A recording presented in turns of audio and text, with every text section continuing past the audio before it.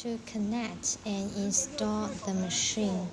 In order to shipment, we will take down some parts. These parts we will take down. You need to lock in the screws and install it. This is caps guiding check. We will also take down.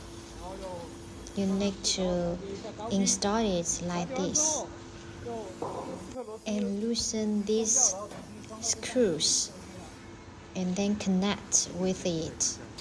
About to connect the power supply and the air source. Air tube we will also take down. Connect it like what we do. Connect your external air tube to this port. One is cast feeding elevator sensor. You just need to connect with aviation connector. And this is the sensor installation position.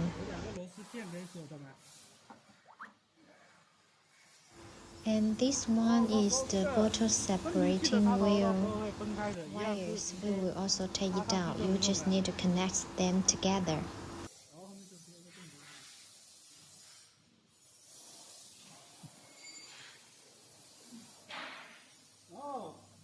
For high-speed capping machine, we will turn on the gland function. The dividing bottle function is off.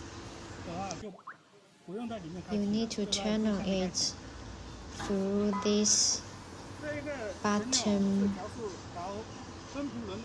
Needs manually adjustment.